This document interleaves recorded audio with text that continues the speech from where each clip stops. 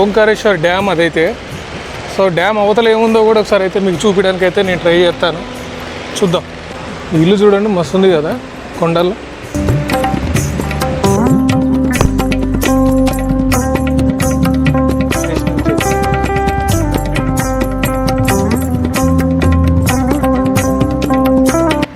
So ఇప్పుడైతే మనం అయితే నడుచుకుంటూ అయితే పైకి అయితే ఎక్కేసిపోవాలి.